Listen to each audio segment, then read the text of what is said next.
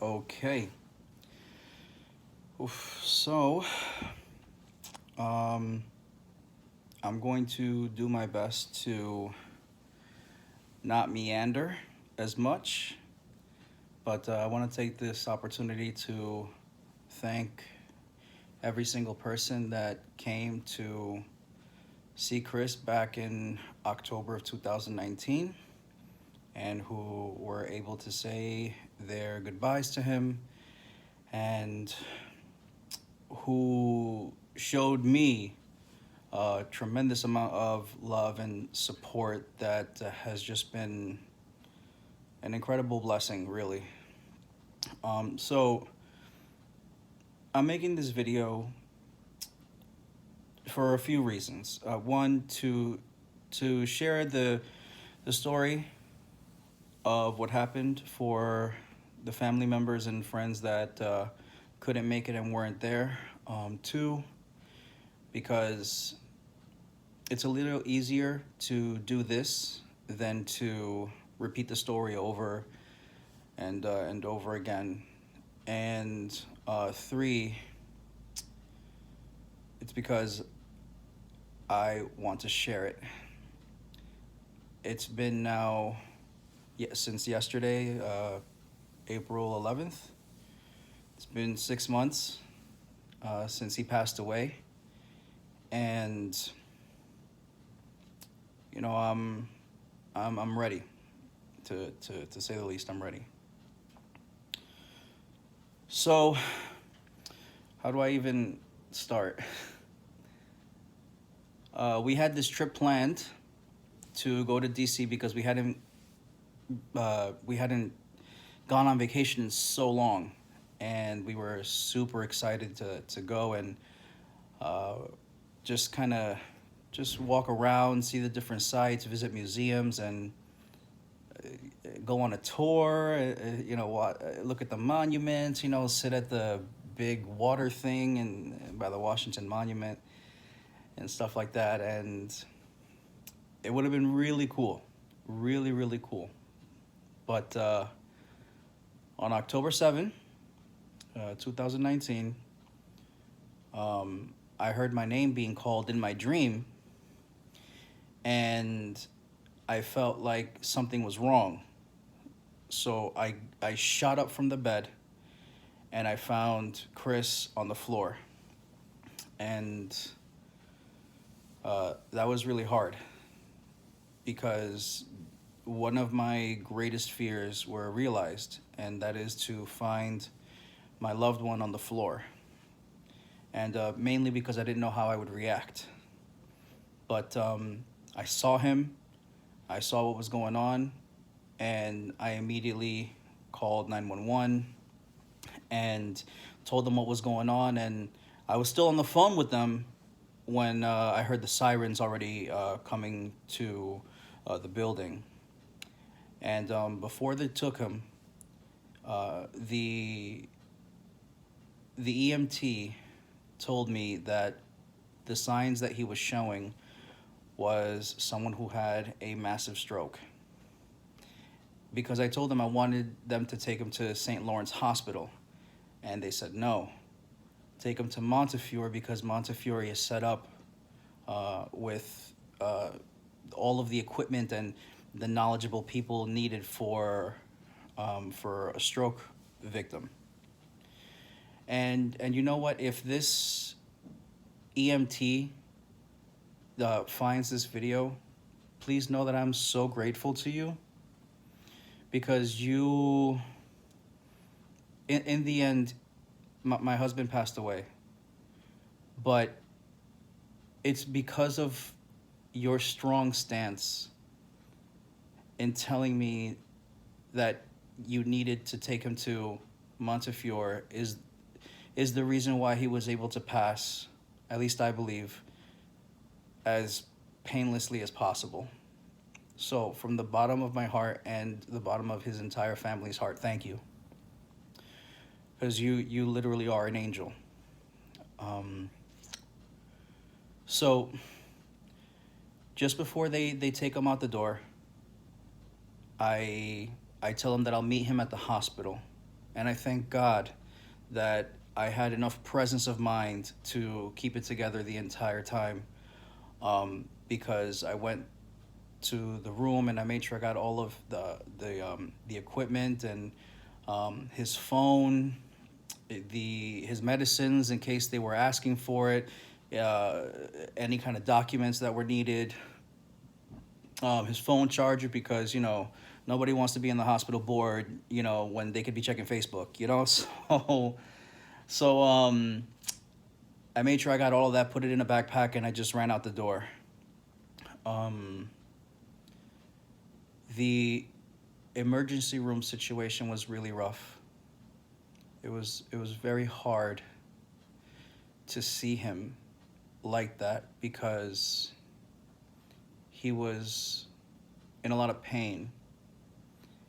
And I remember vividly him screaming because he felt like his head was gonna split open.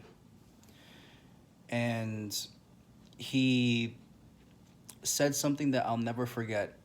He said, "Please, mommy, help me."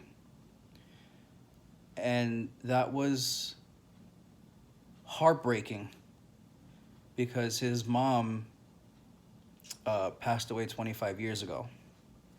And to hear him calling for his mom for help was just, it was heartbreaking. And I did everything that I could to soothe him. And his sister came and she was helping me, support me and help him and just kind of give him all the love and energy that we could to help him calm down. And I didn't know that at the time, the last things he would tell me would be, "Don't cry, sing to me." And so I was massaging his head and just caressing him as softly as I could. And I went up to his ear and I started singing to him. And he was able to fall asleep after that. But that actually was the last time that I saw him with his eyes open. And I kept singing to him and calming him down, and I mean between sobs, right? Because, right? So the doctors came in, and they gave me the prognosis and or diagnosis, I don't know. They said that your husband's situation does not look good. And what happened was that one of his blood vessels in the brain burst, and he was hemorrhaging in his brain. And that right now, doing a surgery would be the best thing to do, but they needed to continue monitoring it because they need to make sure that it doesn't get worse.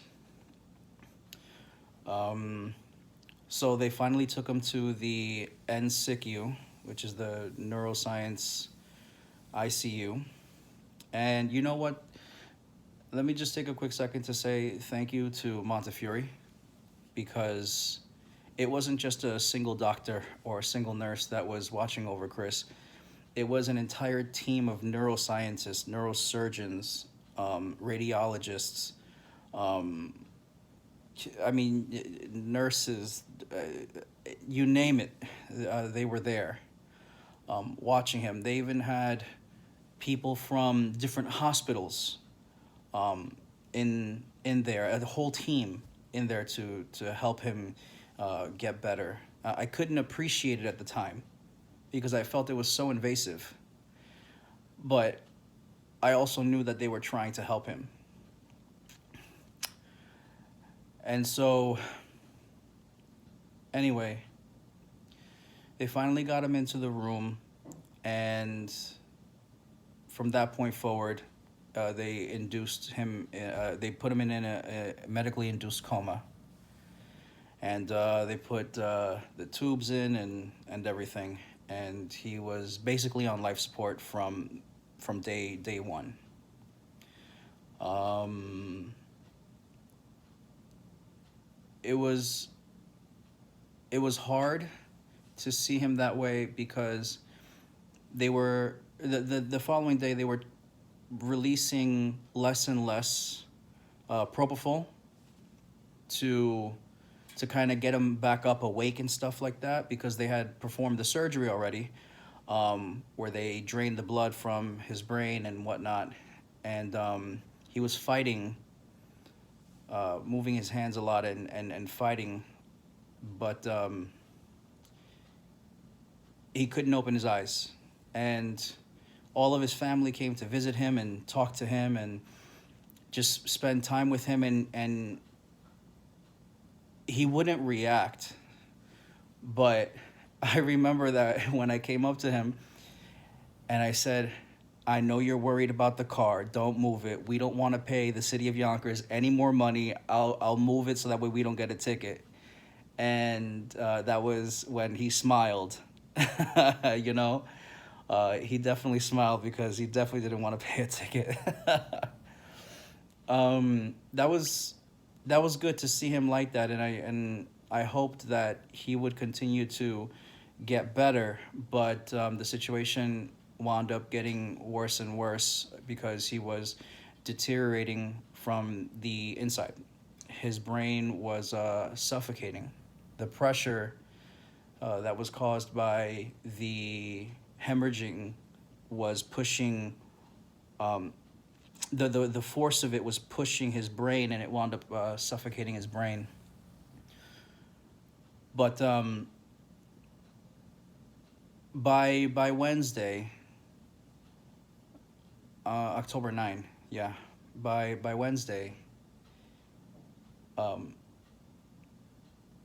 in my heart, I I wanted him to live, but I knew that he wasn't there anymore, because I was texting my god sister in the waiting room, and the moment I hit send, someone grabs my arm and goes, "Shut up."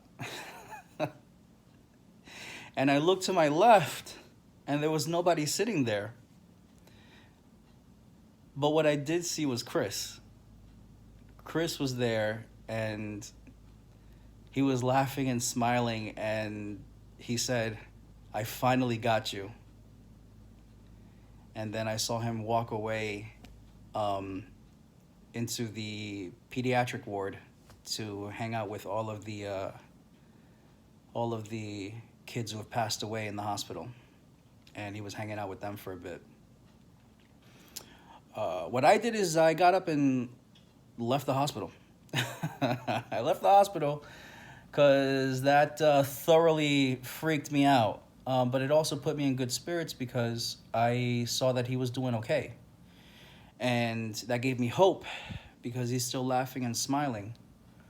Um, by Wednesday night, with all of the reports and doctor visits, they were just telling me that he was getting worse and worse, and also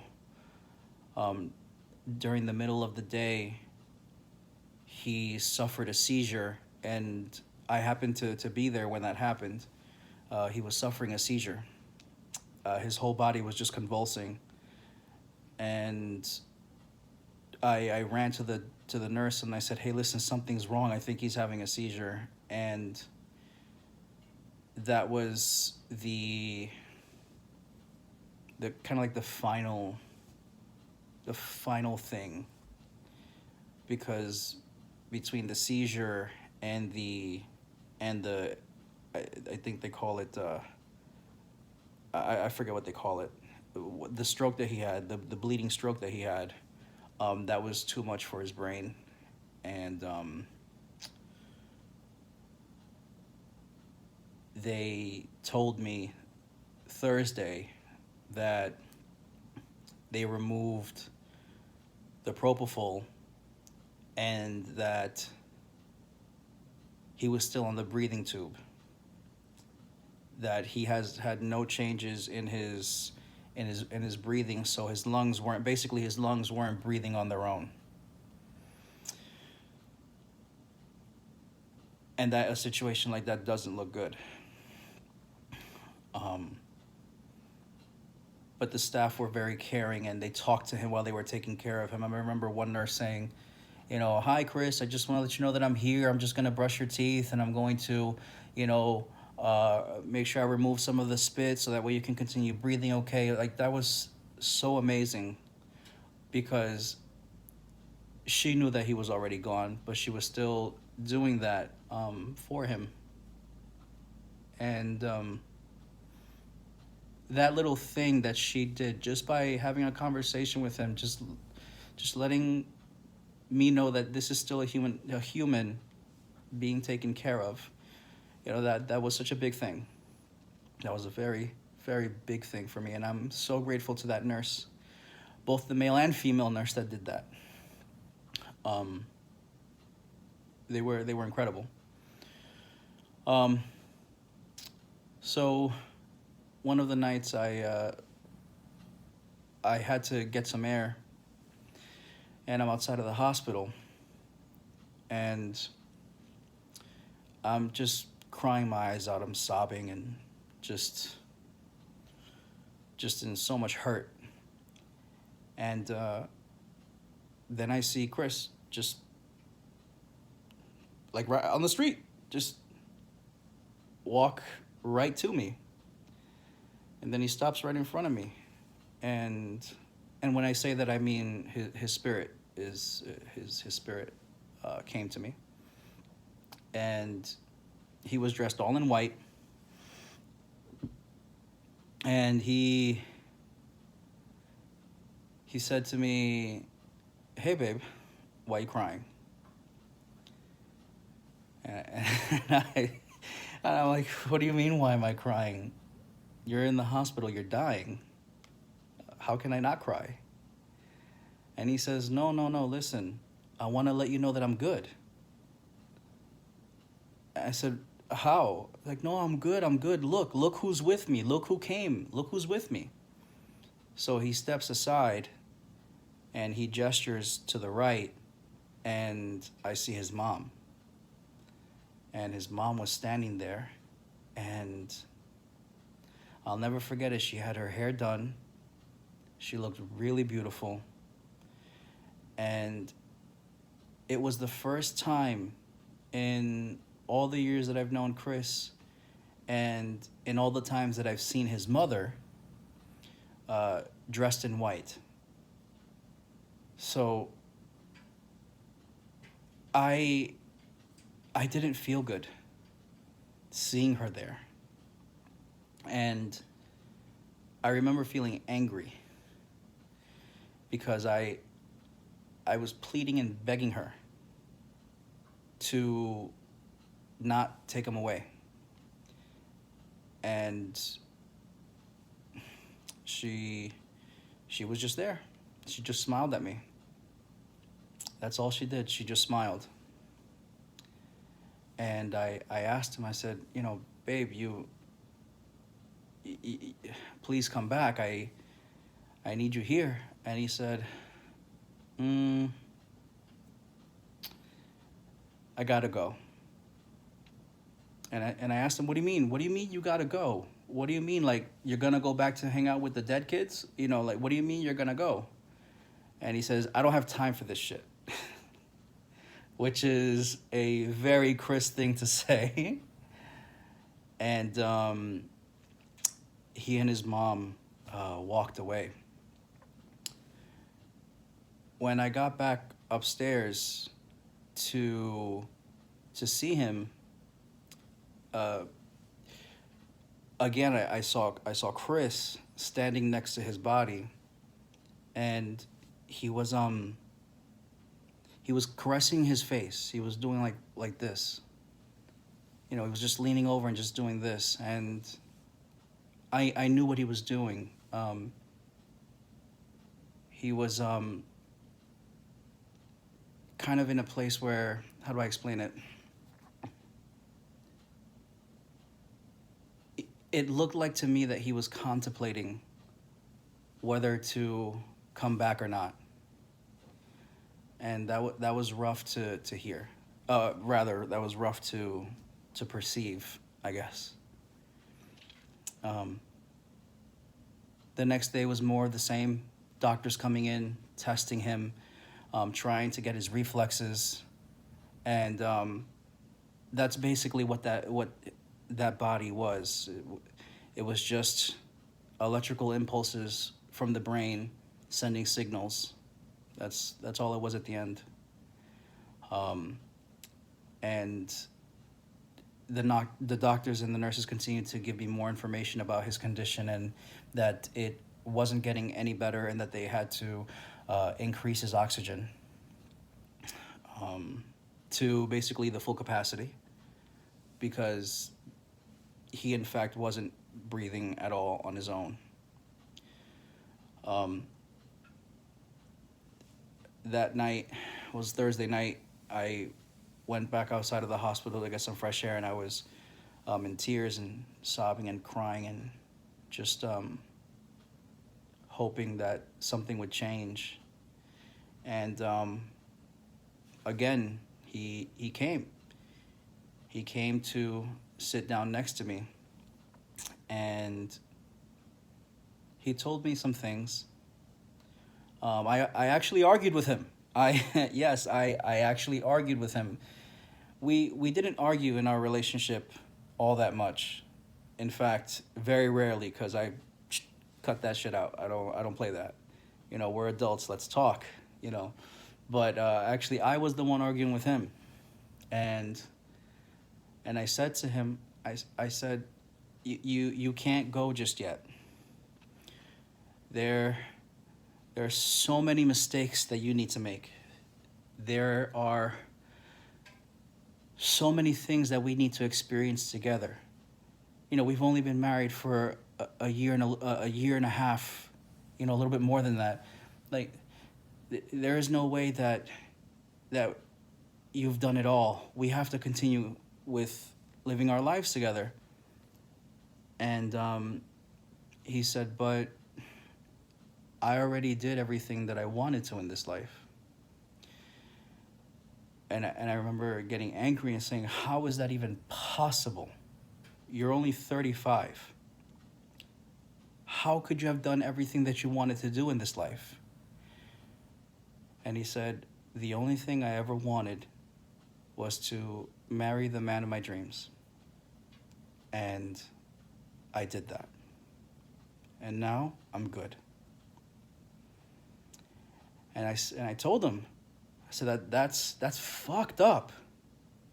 How can you say that? You know, in that equation, there's two.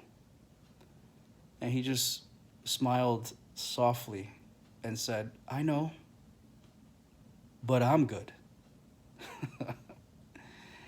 And with that, he got up and left. He left.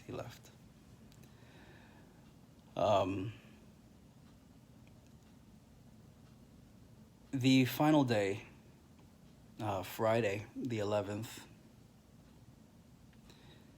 I was getting the sense that it was time. And we were just waiting for the radiologist to get back to us from the MRI results and the CAT scan and something else that they did on his brain. And the doctor, the radiologist, came downstairs, and his whole family was there. It was amazing. His whole family was there. They were there supporting me and just hugging me and talking to me and thanking me and all that stuff. And the radiologist gave us the news that that all of the core life functions of his brain have stopped. And that if we were considering to take him home, that wouldn't be the best thing to do, because the body itself was lifeless. And I asked him, so is he brain dead?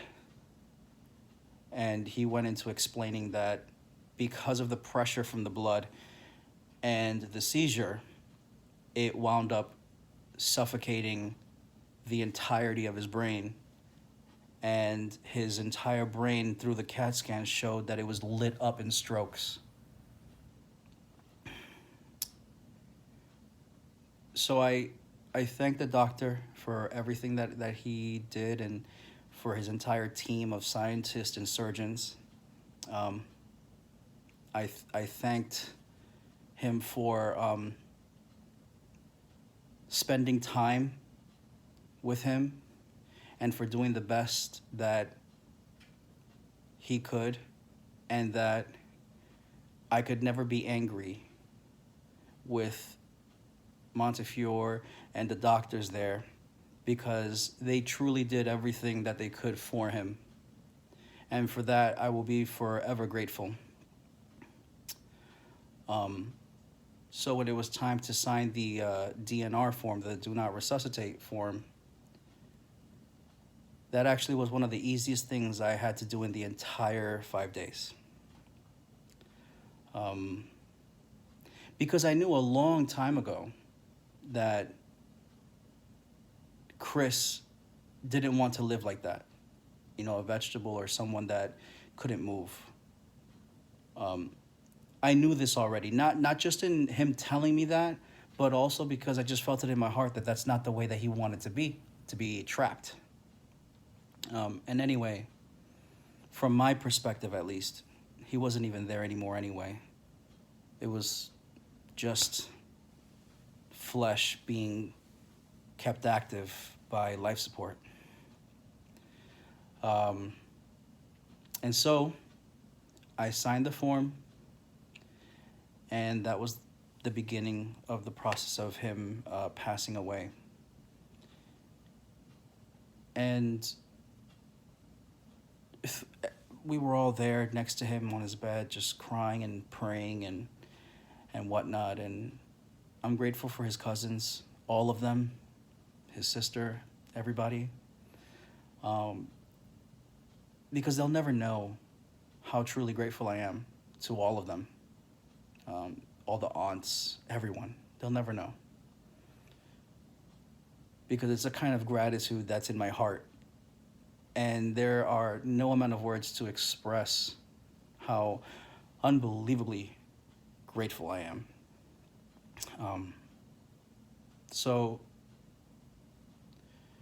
Chris gave me so many gifts in our time together, but I think the last gift that he gave me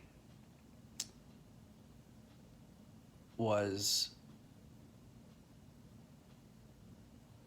life. He gave me his life, and he saved me from myself. Because on that Friday, just before the doctors came in and the DNR form, he came to me and he said, I want you to know something. I want you to know that you did everything that you could to keep me here. There was nothing that you could have done, and there is nothing left for you to do. A long time ago, I had already made the decision to leave this earth at 35 years. I got married. I was happy. And now my time has come. That was painful for me to hear, because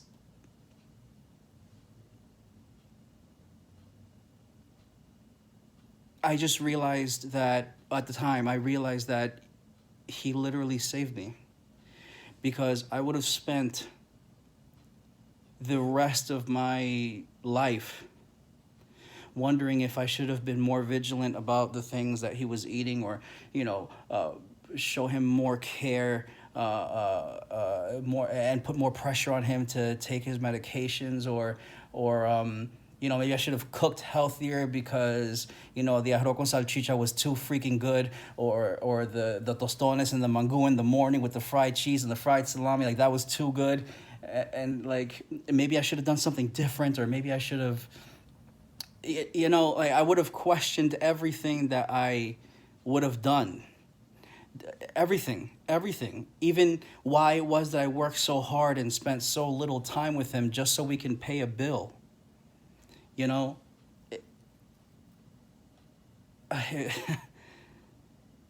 no one knows when they're gonna go. And I realized that with his passing. And so the greatest gift was his life. And seeing him in the hospital bed, and them removing the tubes and everything. When everyone left, it was just me and him. And I remember holding on to his hands and putting him in my arms.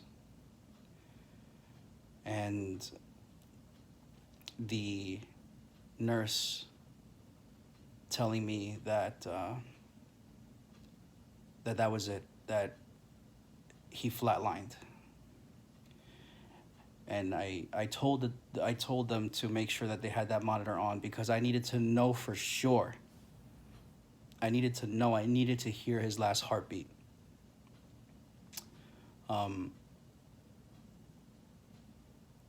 they did that. I'm grateful for that, because they were going to turn everything off and just allow him to just go, and I said no. So it was just me and him, and I talked to him for a little bit. I thanked him for the most incredible 6 years of my entire life, the best 6 years of my life, and that although it was short, that I had the most fun, and that I realized that when you tell a person that you love them forever, that forever really isn't all that long.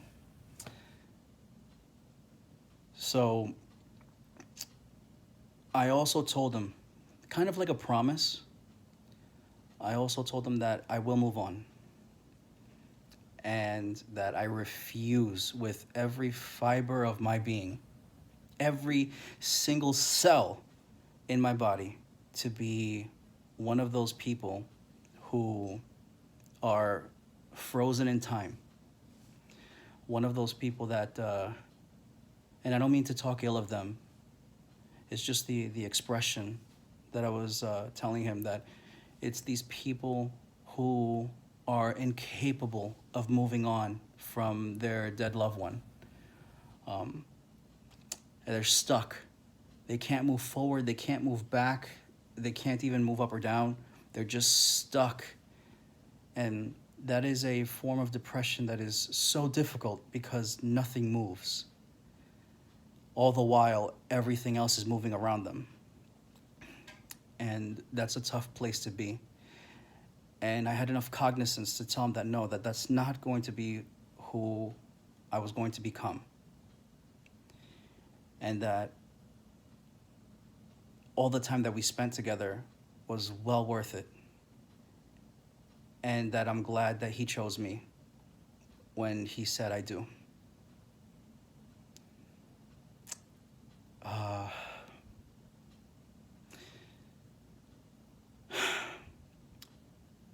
he had his final heartbeat, and someone gifted me and Chris some white roses and a teddy bear, and I still have the teddy bear. I still have it, but the roses. What I did is that the roses were his favorite flower, and it was his mother's favorite flower.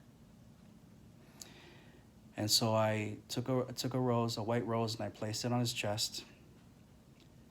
I thanked him again for absolutely everything. And then I walked over to the nurse's station to fill out the rest of the forms that I needed to fill out as far as what to do and blah, blah, blah. Anyway, something told me to look back one more time before I left the hospital. And I looked back, and there he was, Chris. He was so beautiful. I can't express to you how beautiful he was, standing there. Again, he was dressed in white. He was big, big, not big like fat, but more like big, like stocky. And he had a pointed chin and a short military haircut. And he was caressing his face, and he was thanking his body. He was thanking all of the experiences that he was able to have in that body. And he turned to look at me, and he said, "Thank you." And then he just floated away. Needless to say, I broke down, crying, because that was the last thing I was expecting. But it was there, and he thanked me and floated away. All of this, I think, is poetic in a way, because we celebrated his birthday on October 5th. On October 7th, I found him on the floor. On October 11th, he passed away. October 11th was also his mother's birthday. On October 16th, his family and I buried him in Jersey, in the same cemetery as his mom. And then on October 17th, I spent my birthday with two amazing people, but without Chris. So,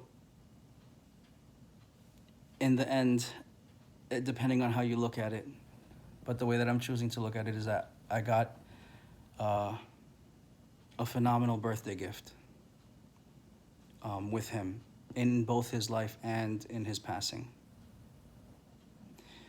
I can't explain to you how beautiful it is to see someone's life force evaporating from the body right before your eyes. I can't explain it. It's beautiful. It's heartbreaking, but it's also beautiful, because his family and I did not let him die alone. He went with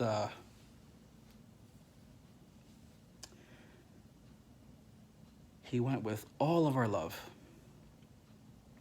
and all of our memories. He took them with him. And that's amazing. So now he can share all the amazing stories with his mom.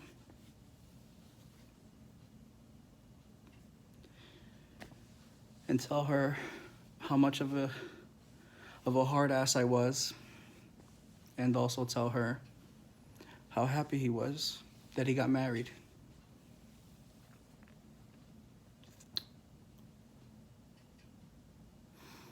He was such a cool dude. He was the coolest person I knew.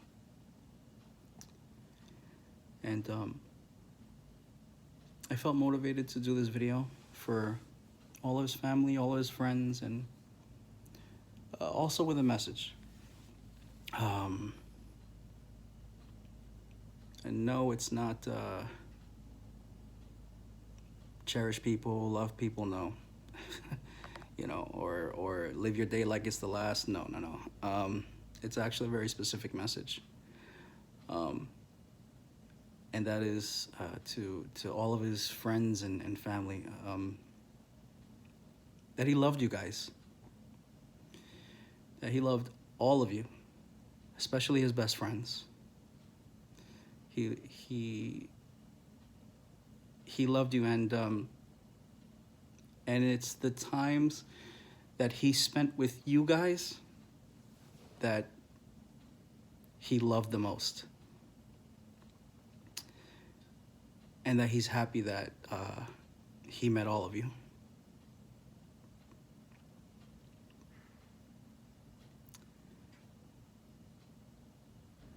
And those are the memories that he took.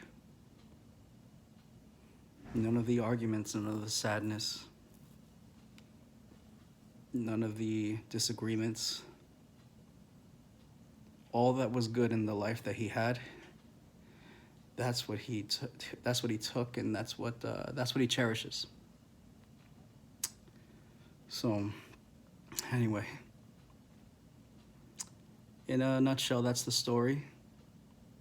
So, if you're asking me, or rather, the question that you're probably asking is, am I okay?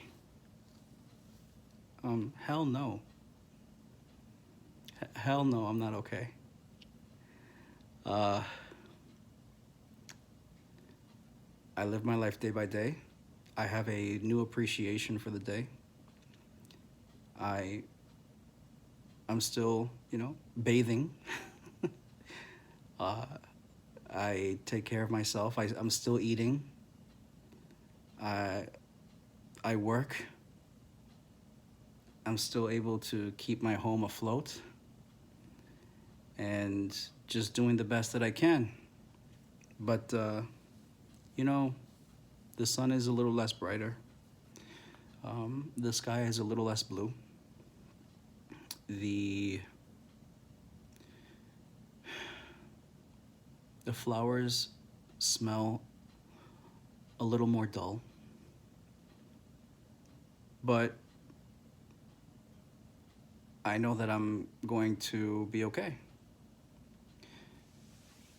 Because I also told Chris that last night was that I am one day going to find happiness, and that one day I am going to be head over heels for someone, and that I am going to get married again, and that I'm going to have a life, an extremely beautiful life with this person.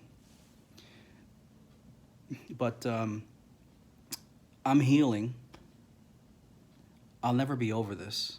I just want to point that out, that I'll never be over this, because there is nothing to get over. The love that I had for him and the love that he had for me was eternal. So no, I'm never going to be okay. And you know what? That's okay. That's okay. Because it was real. So, anyway, that's the story. Yes, I am doing okay. The best thing I did was go back to work and then throw myself into work and then have mini meltdowns here or there, but continue to push through because I made a promise. and I intend to fulfill that promise.